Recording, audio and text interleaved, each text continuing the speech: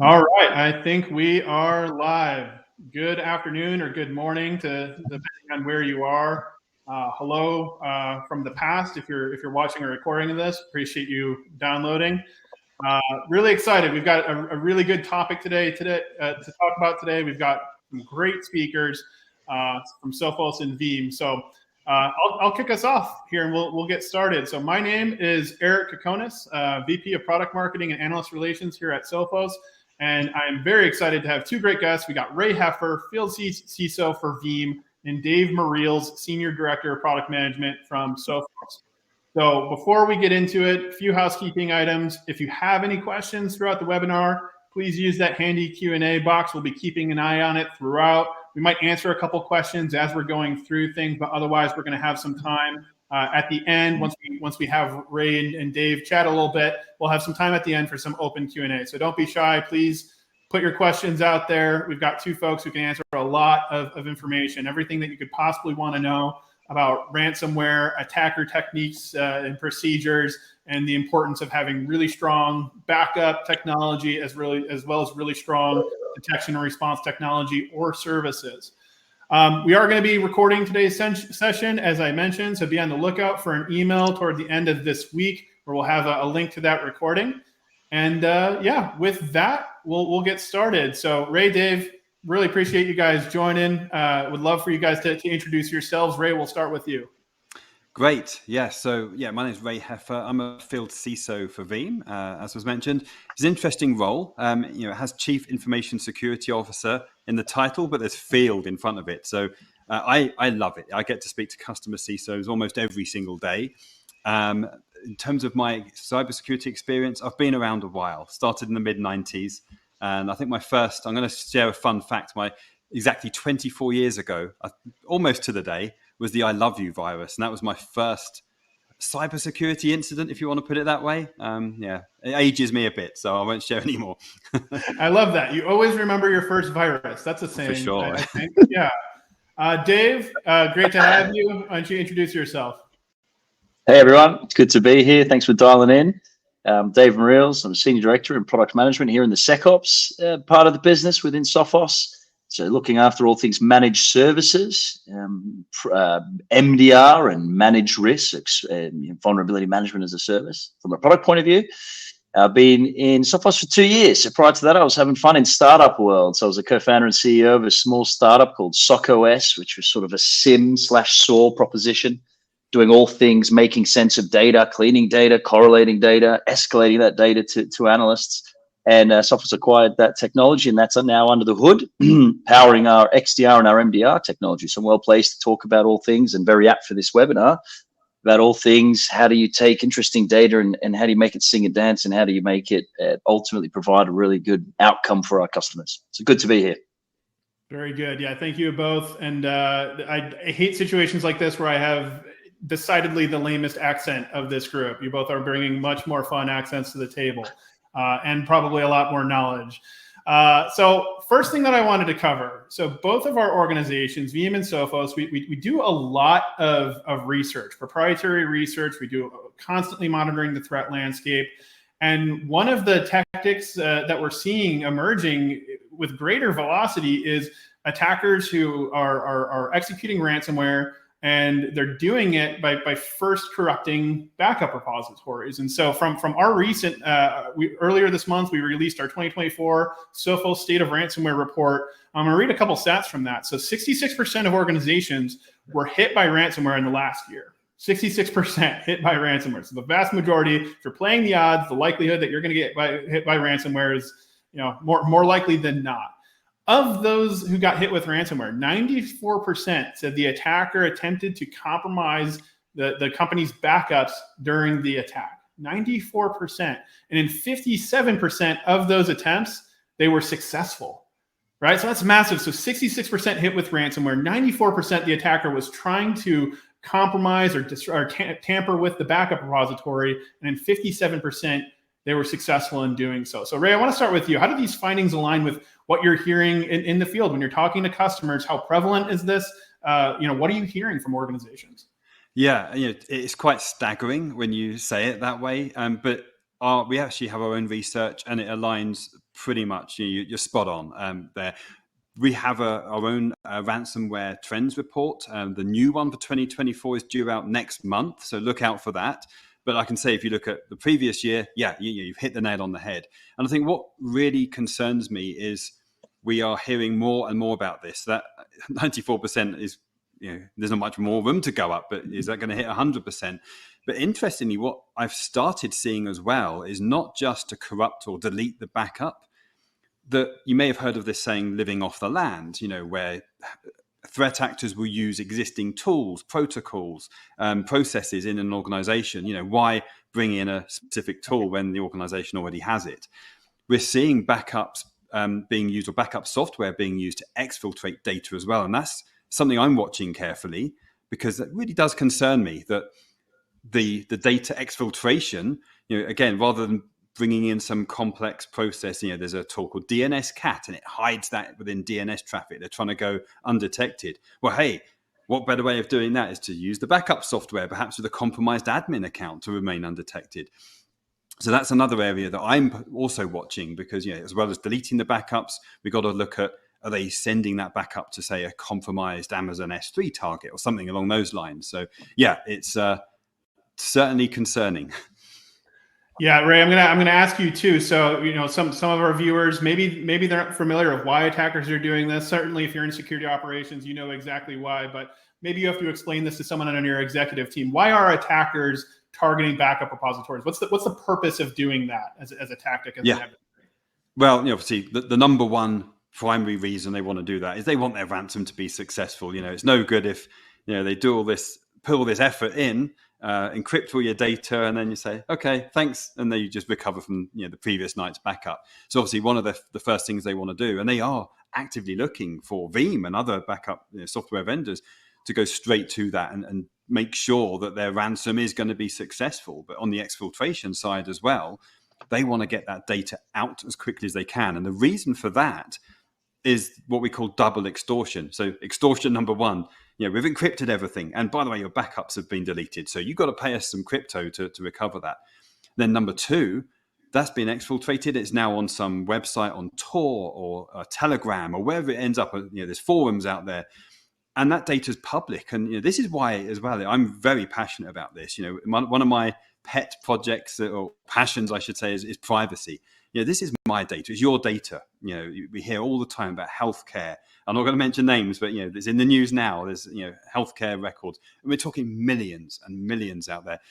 So for the ransomware threat actor, whatever you want to call them, for them to be successful, not just encrypting, not just making sure you can't recover, but also the double extortion of making that public. And they're going to say, and this actually happened fairly recently, I think in February, back in my hometown in England, where I'm from originally, there was a water utility company, and this happened to them. They had to pay a second ransom because they made 276,000 customer records public. This is in the UK, but we're seeing this time and time again. And there's also triple extortion, where a funny story. There's other two things. They do a DDoS attack on the organization, which is a dynamic sort of denial of service. They take down their services and then say, you've got to pay us again if you want your services back.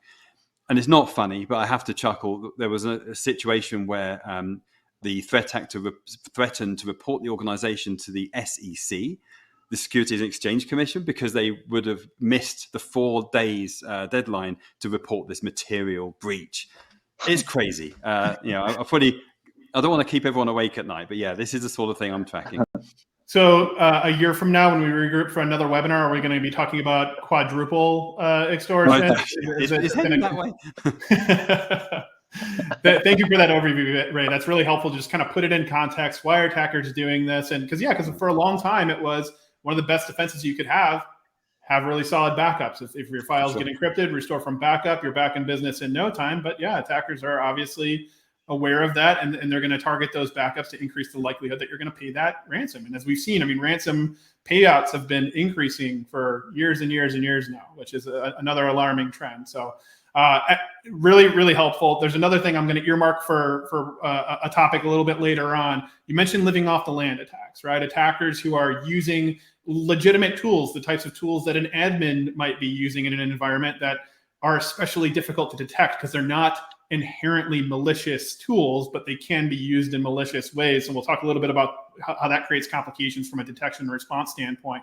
Before we get to that, though, so we kind of jumped into the problem, and both Sophos and Veeam, we solve, well, individually, we solve different problems, but we're talking about the integration today. So I do want to start with Veeam. How do you guys solve this problem? What are some of the things that you do to help customers? And then Dave, I'll go to you and ask you the same thing. What are some of the things that people invest in Sophos for, from products and services and everything else? So Ray, maybe just give us an overview. Like what's kind of Veeam's special sauce here in the backup and recovery space?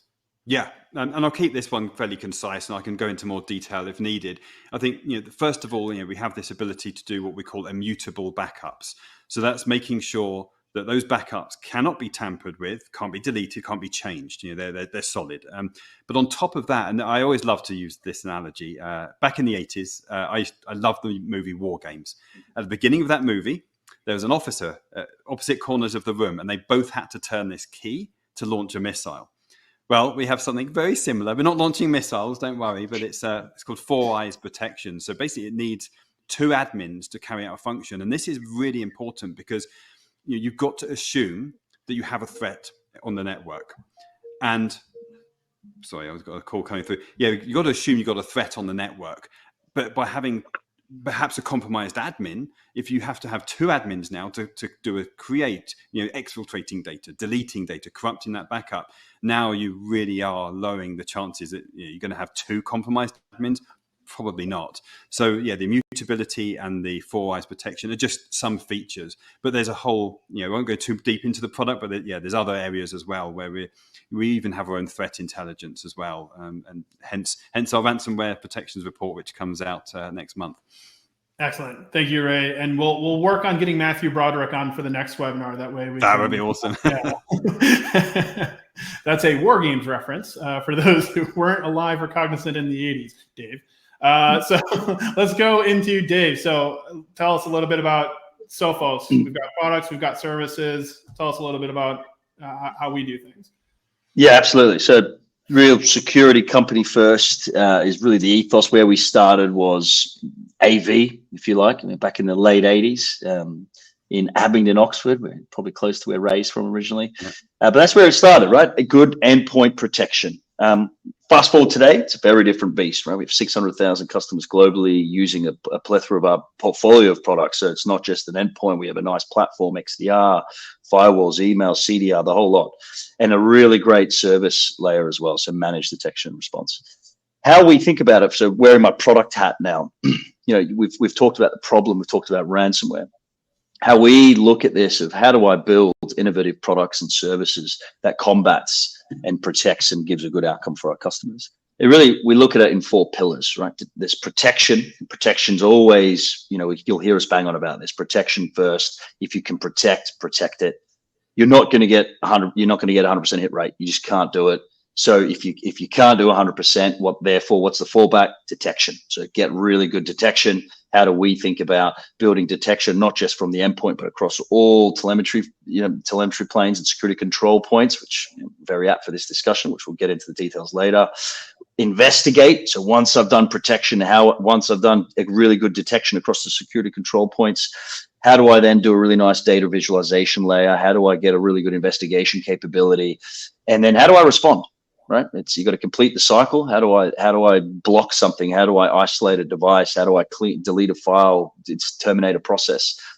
And so we think about it in those four pillars, and then we think about it from a products and services point of view. So I want to do protection, detection, investigation, and response, and I want to package that up into a platform. So Sophos XDR for an MSP or an MSSP, or for an underlying customer to use as their security control, their security protective monitoring solution.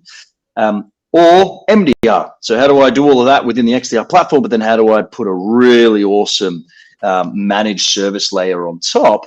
And of course, what we're talking about here is ransomware. That's very much where this whole thing started, was protect ransomware at all costs. So we do a lot of innovation around, say, our endpoint, active adversary protection. So it's dynamic configuration where we think someone's on the box before a ransom's detonated. quickly, dynamically change your policies and your configurations to buy time, because time is of the essence in this case. We have remote ransomware capability, which you're reading a little bit about that today. Remote ransomware, so it's not weird processes happening on the box, but it's sort of remote file access and encrypting the files on the network, which will go undetected by a regular AV. So we're putting a lot of investment in protection, but then obviously around the other 3 layers, which I spoke about, and then wrapped in an XDR product for self-service or managed by us, MDR. In a nutshell, Eric. Really, really good. Appreciate that, Dave. And one of the things that you both talk about was that kind of defense in depth, having multiple layers of defense. We're going to have multiple things that are going to be used to prevent, detect, and respond to threats. Because, I mean, the thing with attackers is they're constantly changing, right? All the cybersecurity stuff would be pretty easy if you had a static adversary who didn't change what they were doing. But we have an intelligent adversary who is constantly changing the tactics and techniques. So you kind of address one thing and they're off doing another thing. So you have to have this multiple layers of protection, detection, and tools to investigate, and then ultimately be able to respond. And many organizations, this is something that can be difficult for them to have. Maybe they don't have someone who's full-time dedicated to cybersecurity. In fact, Ray, how often do you come into contact with organizations where they don't have a CISO, right? You're basically, they're borrowing you as their CISO for a little bit and getting insights from you. Maybe they don't have anyone dedicated full-time to security. That's been something that's been put on someone who's primarily responsible for IT, and now they have this whole other beast that they have to manage. What's your experience in that? Yeah, for sure. We see that. Obviously, the smaller organizations, I'm not going to mention names. There's one utility company that had the IT person for everything. Security, they wore many hats. And I've been there, I was in a similar role, decades ago now. But today, what concerns me is a number of things really to unpack here. I think, first of all, look at the threat actor for a moment. They're starting to work together. And I'll give you an example. And I make this mistake all the time. When we think of a hacker, I think of someone in their late teens, early 20s. Perhaps they're living in the basement of their parents' house. And that's actually true in some respects. Scattered Spider, they consist of a group in the UK and the US. They've been, the most notable is MGM, Caesars Palace, but they're very good at social engineering. What's interesting is they've gained some notoriety now from the Russian threat actors. So on the opposite end of that spectrum, and you can I choose that word on purpose, that you have Sandworm, for example. They're part of the Russian military intelligence. So, but what concerns me, they're going to start working together now for organizations that maybe have a temporary CISO, a VCISO, or part-time CISO, or no CISO at all. They just have the IT person in this extreme case I gave. You've got to start sharing. Any CISO I talk to be honest, today, I'm surprised if they don't have this, and that's that black book of other chief information security officers, other contacts that they can call and share battle scars in this. You've got to come back to this premise. It's not if, it's when. And I've got people I can call if there's a situation. And I think what works in our favor is the community is fantastic. But if you look at the solutions out there, you mentioned antivirus, there's IDS, IPS, there's firewalls. You've probably seen those slides before where there's just thousands of company logos all over it. This isn't going to work unless we start working together. And I think this is why I'm so excited about Veeam and Sophos, because it's just an amazing demonstration of how that works together. So I think for the IT manager, the CISO, whoever it is responsible for security, they need to have folks they work with and share experiences. And unfortunately, I do see organizations that have a ransomware attack and they don't want to make that public. They keep it to themselves. But that's another problem, because you're not going to learn from that. It's going to happen again. Yeah, and that is the perfect segue, right? That's why our two groups wanted to come together, Sophos plus Veeam, because we're like, we both have state-of-the-art solutions. With Sophos MDR, we have the leading MDR service in the world, and our objective is to make sure that we can plug into world-class tools so that we can expand our visibility, detect things sooner, see things that you might be more difficult to see until it's too late. So that's perfect. So let's get into that a little bit. The union of Sophos and Veeam. I'm going to pull up a quick visual aid here, and Dave, I'm going to ask you to kind of describe what does this integration look like? How does it work? Yeah, great. So this is all, and Eric summed it up perfectly. He used the word is visibility.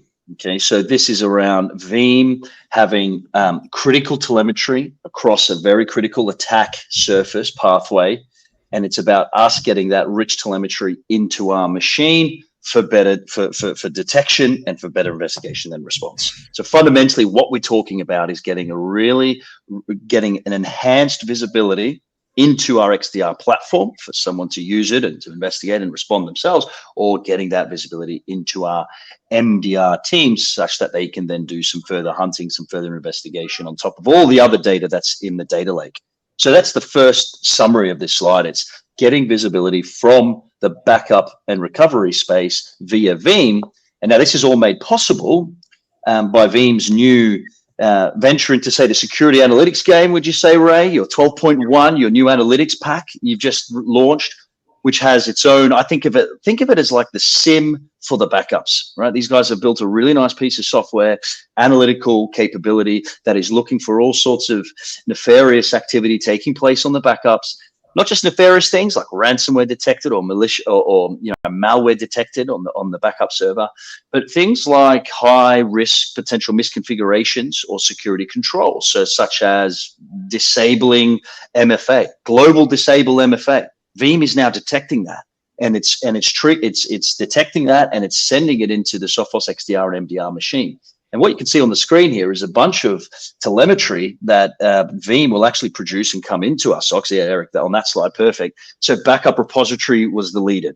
We have MFA disabled. We have ransomware marked as clean. All of this great security analytics capability coming off Veeam via syslog into our machine, such that we can then have the nice detection pipeline at the back end that will take that and correlate it with other signals. We'll have case creating analytics for us to then trigger human-led investigations to then provide a great outcome for our customer. So think of this as visibility coming from Veeam into our SOC, and then having a human in an MDR front, do that next step, that triage, that investigation, and ultimately stop an attacker in their tracks. This is what this is all about. And if you think about the signals and the visibility, I always give the physical security analogy. You've got lasers, you've got CCTV, you've got locks on all your doors and windows. You want to make sure you get coverage from all potential vulnerable points, right? And it's the same thing with the digital environment here.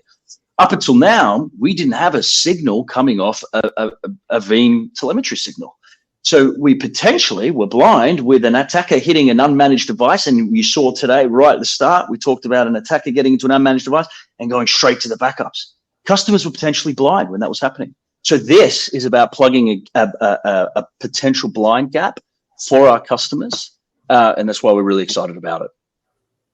Yeah, really, really good summary, Dave. And one thing too that I'll point out, this integration works for if you're a Sophos XDR customer, meaning you are using our extended detection and response tool and you're maybe managing security operations on your own. So you could be pulling in telemetry sources from endpoint, firewall, productivity, like with our integration with Microsoft.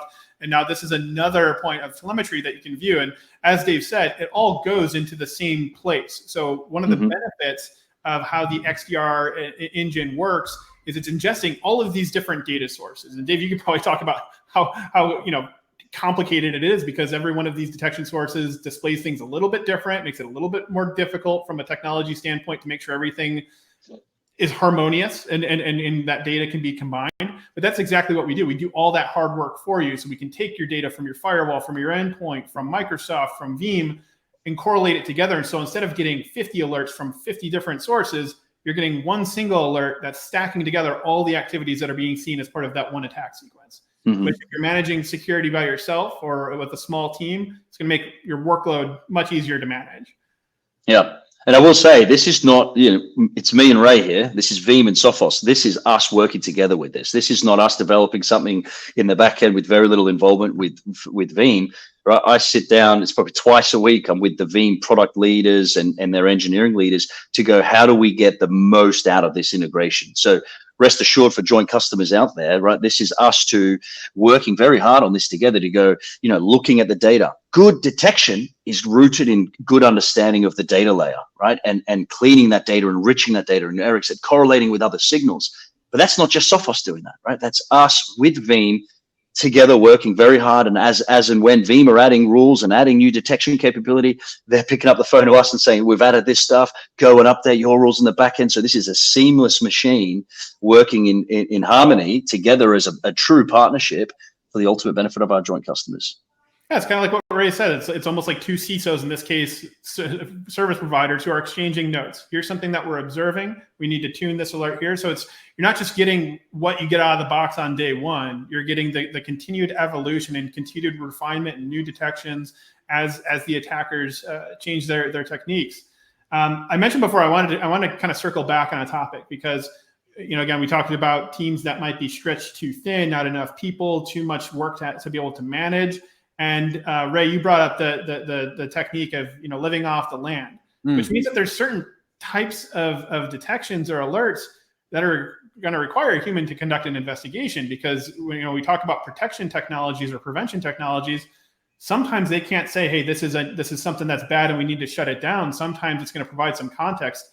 This could be malicious or it could be a legitimate use, and we need a human to be able to assess the situation. So maybe, Dave, you could talk a little bit about, you mentioned investigation being one of the 4 pillars. How does that kind of play into this as well? Yeah, so the events that come into the data lake, right? So you mentioned you clean them, you correlate them, it sits in the data lake. There's 2 real principal value adds that happen next. One, we're sucking in, and I wish I had it on top of the hand, but we've got hundreds of events coming from Veeam into our data lake. They sit there. It's rich telemetry. It's really valuable from an investigation point of view. So just think about the wider attacker, how they're doing, how they're achieving their objective. If we've got a bunch of data coming into our data lake, something that might trigger a human investigation might not have anything to do with Veeam. It might have come from our endpoint product. It might have come from Microsoft. It might have come from, say, a Palo Alto firewall.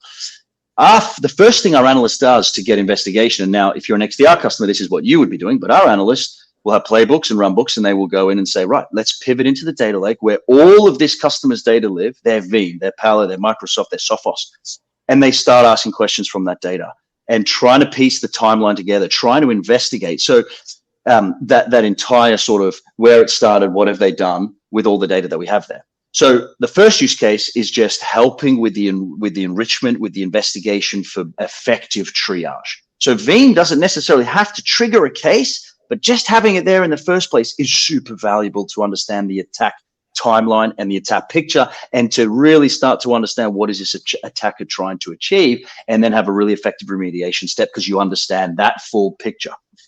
That's one part, the investigation, right? Having it there, enrichment and context.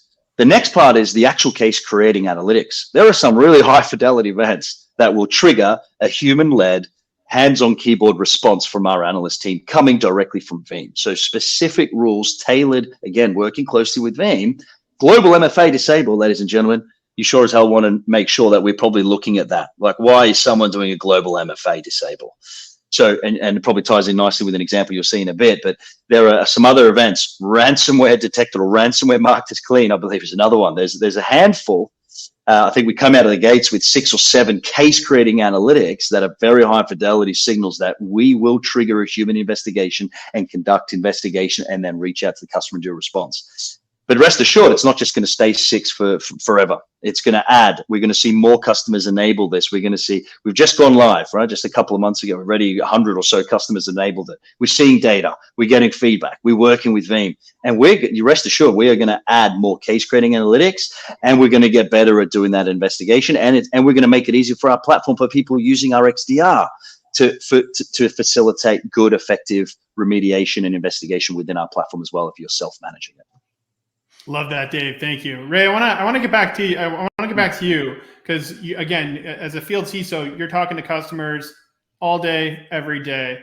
In your view, and who's the right fit for this? Like, what are some of the attributes of an organization where you would be like, you know what, this is the right integration for you. You should really consider this. Yeah, in fact, actually, while you got this slide up, I've been burning to say something. This on the left, this reminds me. You can imagine the traditional backup admin, the IT team that manage backups, and on the right hand side, Sophos is a security team. And that's actually a problem that we've seen, and we highlight in our own trends reports. In there's a disconnect at customers, that the security teams aren't talking to the IT operations teams. And I think, Dave, you touched on this. Instant response. If I wake up tomorrow morning and my phone is on fire because of a ransomware incident, first of all, I know I'm going to have a bad day. So I hope that doesn't happen. But secondly, I want to know that I have well-rehearsed instant response playbooks. I've done tabletop exercises within the organization, and this slide actually says it so well, bring that together. IT operations, security teams, let's bring them in. So in terms of who this is a good fit for, I'd say everybody. Our existing customers that maybe they've upgraded to 12.1, they've got these new features, or existing Sophos customer. This is so exciting because, as I said before, having that collaboration generally between CISOs, and we can't in the software and vendor industry have all these point solutions that don't collaborate. It's just not going to work. Look at the executive order, 3 years ago now, and we have zero trust mentioned there. There's 5 pillars, user, device, application, network, data. And that last data pillar, even the CISA who have the zero trust maturity model hand you over to NIST. And this is where I think the visibility that Dave talks about can break down in some organizations. Backups shouldn't be seen as this last line of defense, we'll recover that. And then you're panicking because you've had the ransomware and you're going to see if you can recover. Let's bring all this together. I can't emphasize how excited I am by this. I love that, Ray. And I love the fact that you were the one who said it's for everyone. Because if I say that, like, I'm a marketing guy, of course, everyone should buy it, right? Like, people would expect that from me. It's great that I'm going to call my mother after this back in the UK. I'm going to say, listen, you need this. Perhaps not that far, but Awesome. Well, speaking of kind of use cases and situations where we've observed this, again, Dave, you mentioned we've got this in a couple hundred customer environments now, and we've only just recently made it available. We've already seen some interesting cases. So I'm going to pull up a case, a real case that we worked not too long ago, I think within the past week or two, and have you walk us through kind of what else happening here. So we've got this is an MDR case. So this is now where Sophos is providing MDR service, managed detection and response services on behalf of a customer. And we started detecting backup tampering, exactly that one of the types of things that we're able to see with this integration. So I'll let you pick it up from here with the bad slide here. Yeah, the naughty red one. Yeah, exactly. So this is Veeam spotting, and as I said, the sim of the backup. Hope you don't mind saying that, Ray. Right? You've got your analytics firing, you're observing stuff, you're sending stuff to us. So once that data lands, what you're seeing on the screen here is receiving some events, some security alerts from Veeam on a particular customer, and we've received that. We've correlated them together, and we've got some events that say, hang on a second, we've got an event here, the highest score. So we're taking that score, we're doing standardization, we're adding score and intelligence as well in our data pipelines. But this one particular one comes up and says, we've got a high score here. And I've actually mentioned this. It's like you teed me up here, Eric. Perfect. Here's a global MFA disable on this customer's Veeam. We add the MITRE attack information as well. So we're enriching that as the data is coming in. And so possible defense evasion is taking place. Remember, these are all events that will trigger an investigation, but it's a possible until proven otherwise. So that's the step one. Events are received, it's triggered, and it lands on an analyst, a human analyst lap that says, you need to go and investigate this. This is potentially nefarious activity. So the backup device, right, is a server that's managed by Sophos. We have agent that's deployed there as well. And so guess what we do? We go and pivot. What did I say about the investigation step? The telemetry from Sophos XDR, our analyst is going to go and look at that Veeam telemetry, right? And it's going to also look at all the other things in the data lake for more clues. And in this case, Sophos MDR discovers this alert from Veeam, right, was due to MFA being disabled by this domain, this user, redacted user for this customer. The MDR analyst reviews the login events on the affected device. We have that telemetry and observes several successful logins from this user as well. So we've got some sort of domain user coming in, right, and then disabling. Sounds a bit dodgy. Next step, Eric.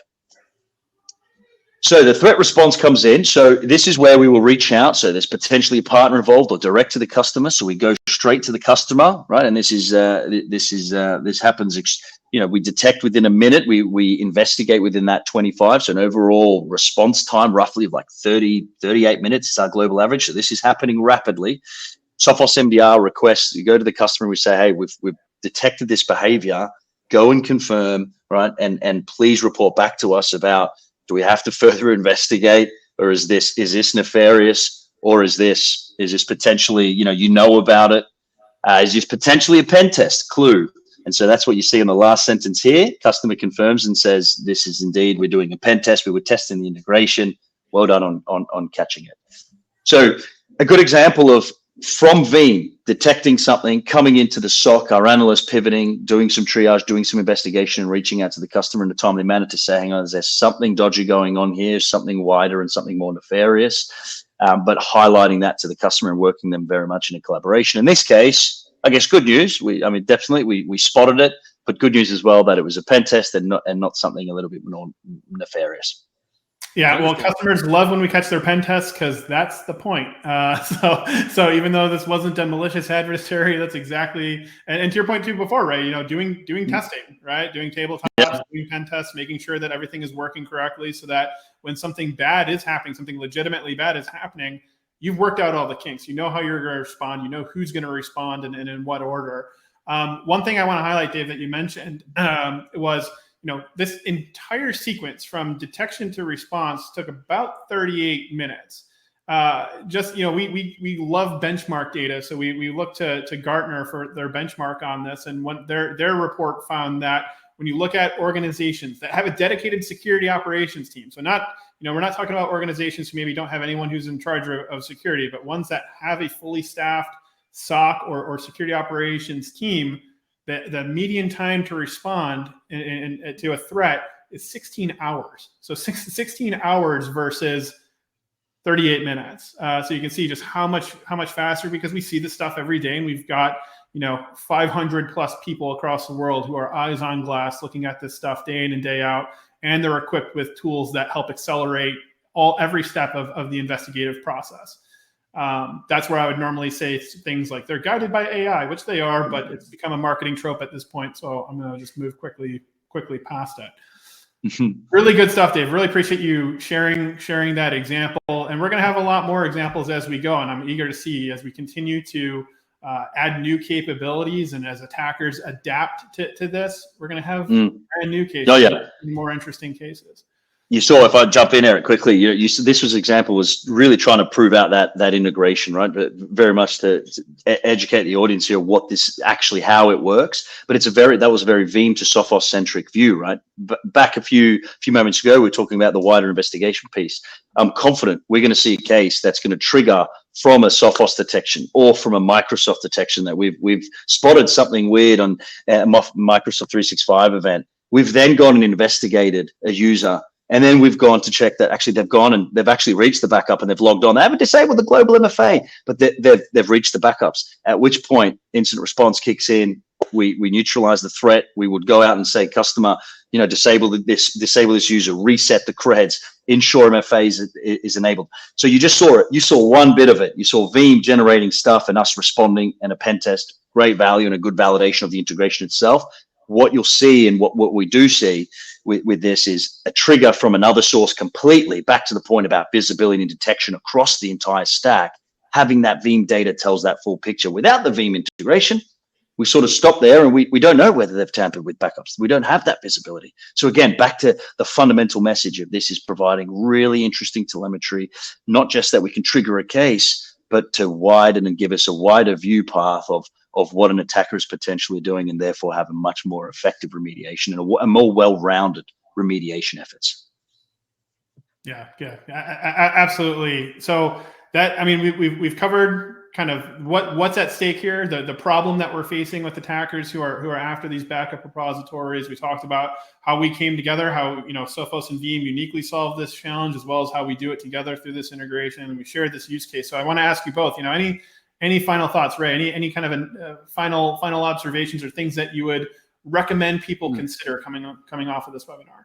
Yeah, I think the thing that's for the forefront of my mind listening to you, Dave. There, I'm so glad you picked up on the fact that MFA was disabled. It's unfortunate, but we are seeing so much of that. I mentioned scattered spider. They go by many other names, black cat and various other names, but they are so good, whether it's social engineering or other methods of disabling MFA. And it really is, that's a real threat out there. And the fact that you can pick that up, because obviously they are targeting backups. So that's, I think, a fantastic example. But also, we are seeing today workloads are shifting. We've had, I'm former VMware. VMware is now acquired by Broadcom, and workloads are changing platforms to the cloud, other cloud providers, and our solutions operate on all of those. So, this is, I think, even more important. It doesn't, it's not 15 years ago, it was just Veeam was virtual machine backups. We operate everywhere. And you mentioned M365. You name it, we'll have backups there, and Sophos integration. So I think that's an important point to make as well. Yeah, really good point. Dave, anything else you would add before we get into Q&A? I think I'd reiterate, it's about visibility. Good detection, good investigation, good response is fundamentally a data problem, right? And this is all about this integration, right? So if you're an MDR customer, look at this integration to get that security control point and that beautiful use case in to give you a better outcome. If you're an MDR customer, look at that backup and just remember, this is all about visibility, really high fidelity signals to aid human investigations, a trigger, but also just a well-rounded investigation for a better outcome for our XDR customers and MDR customers. Awesome. Well, we do have some questions. And if you haven't asked a question yet, but you've got one burning on your mind, this is a great time to ask it. But we've got a couple teed up here. So one of the first ones, we touched on this briefly, but just to make absolutely certain, someone asked, what do I need to have in order for this integration to work? If I'm a Sophos MDR customer, managed detection response customer, does it work for me? You covered that quite a bit, Dave. So the answer is yes. If I'm an XDR customer, also yes. So this is an integration that works for Sophos MDR and for Sophos XDR, which just to be clear too, is true for 99.9% of Sophos integrations are for both. So whether you are looking for a service to manage this stuff for you, or you are managing this yourself using an XDR platform, the integrations are available for both. See what else we have. A lot of questions about how do we get it integrated? Yeah.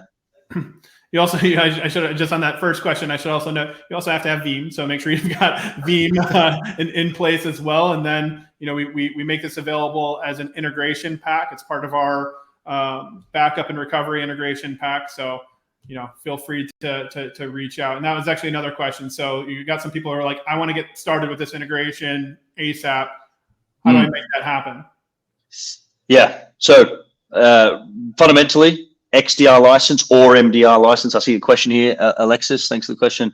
I'm an MDR customer. I've got Veeam. Perfect. So your MDR customer, Eric mentioned it. We have a backup and recovery add-on pack. So commercially, you would buy an add-on pack, backup and recovery. That covers the Veeam integration. You can set that up if you're an XDR customer and an MDR customer. There was a question about how do you set it up. So just really briefly, the customer journey would be, you get that license, you purchase the license, you put it in a Sophos Central, you'll get the tile appear in our integration section. You'll see Veeam, backup and replication, I believe the actual product is called. You will click on that tile and you'll have a really slick set of self-serve instructions of how to configure your Veeam. Again, we wrote these with Veeam, so the instructions will be updated. They'll be up to date, and it will be self-serve instructions of how to configure Veeam to push syslog into a virtual appliance that you have to deploy on the network. That hits our appliance, that gets forwarded onto the cloud. So it's via a syslog integration. All the instructions are there. We've got a good set of self-serve documentation. We also have professional services if you need help to engage for setting this thing up. But that's the license and how you set it up. Awesome. Ray, one for you. So we've got a Sophos partner on who wants to start working with Veeam. What's the best way to reach out to you and your team and get started as a partner who's equipping customers with Veeam? Yeah. So for that, I'd say we have an extensive partner network. So if they're a partner, do I understand that correctly? They are a partner. Yeah. So a Sophos partner, and it sounds like they want to add Veeam to their their product portfolio? So for that, I'd say just reach out to me directly. I'm on LinkedIn. I can put you through to the right person. Absolutely. If you're not, for customers, obviously they go to a partner. If they are a partner looking to add Veeam to the portfolio, then feel free to find me on LinkedIn. You'll see me, or however else you want to contact me, and I'll make sure I put you through to the right person there. That's white glove service right there. That's a field CISO in action. Just reach me on LinkedIn, and I'll make the magic happen on my end. Another question from someone. So. We talked a lot about gaining visibility and having multiple different data sources reporting in so that we can take all of that data, correlate it, and have a better view of what's happening. It can be difficult to choose what data sources should I be integrating. How do I make that choice? Maybe especially if I have, almost everyone's going to have finite budget. So how do I choose what are the data sources? If I can only select a few, how do I make that decision? How do I prioritize what things I want to get visibility into? It's a good question. Yeah, you want me to take that one? Yeah, why don't you go first, Dave, and Ray, you can add additional color if you have some. Yeah. Yeah. So I think it comes fundamentally down sort of two things: the threat vector that's relevant for your business and the use cases. So you might every vertical, every customer is different. There's a different regulatory environment, different attack vectors, and different types of looking networks. So healthcare, manufacturing, you might have a lot of IoT requirements, at which point east-west traffic inside the perimeter becomes very important, and visibility on the network. Potentially you can't add and put Sophos devices on your machines, right? For whatever reason, old OSs or heavy IoT environment, you just can't deploy an agent. So NDR, network detection and response, is probably high up on your agenda. That's probably less relevant for someone who's, not relevant at all for someone who's a SaaS serverless type of company, right? So then it looks at, well, how do I get more information and detection capability across my platform, the platform I'm aligned to. So your AWS or your Azure environment, right? How do I get visibility? So it comes down to it's really business context. And I hate, as a cyber professional, always saying it depends, but in this case, it truly does. Vertical specific threat vector. What's the most common threat vector you're potentially susceptible to, and what are the use cases that are real for my business? Start there, and that will therefore dictate which security control is important, and therefore which telemetry you want to be feeding into your SOC. Sorry, go ahead, Ray. I was just I'm happy to give the CISO answer, and you've touched on this, David. In fact, it's the business answer. And as a CISO or the business, what are the most critical assets for the organization? If everything's shut down tomorrow, what's that most critical data? And what we see at Veeam, we're backing that up. That's the whole point. We need to back up business critical data. We're touching all of that data. So I see it from a slightly different angle there. But we do have customers that back up everything if it's not critical. But from a CISO perspective, or just from the perspective of the business, it's understanding what are the critical assets. Now that could be physical assets too, but obviously typically that's data. So that's where I would lean towards on that. Yeah, I think that's a great point, because not every organization is the same. Not every one of our clients is the same. They're going to have different needs, different objectives, and ultimately, if you can map your operational level objectives for your security program to the top line business objectives, that's the type of outcome that you're really driving toward. And we talk about these integrations, and we talk about the need to have layers and the need to have visibility, but there's also this, there are going to be limited budgets, and there will be difficult decisions that need to be made. And so the more that you can make those strategically and with the business objectives in mind, the better you're going to be, because you can invest. I mean, that's the thing. You can't just keep throwing money into cybersecurity, and I'm on the vendor side, and I'm saying that, right? So you're never going to get your risk down to zero. The goal is to get to the point where you've got the risk that you need to manage. You've agreed organizationally, this is not something that we can tolerate. And then you've got the things that you're going to say, okay, we're going to accept this risk, right? And that risk acceptance can come from a number of different inputs across the organization, right? And there's going to be other ways of mitigating risk. We've got a lot of customers, and we've got partnerships in cyber insurance where you're now sharing risk with an insurance provider. So we encourage you, have that conversation with us. We'll always provide, clarity. Have that conversation with Ray. He'll provide clarity on how do you deal with that organizational risk management piece, which is going to be essential to forming your cybersecurity strategy. I think one more question. So we've talked obviously a lot about the Veeam integration.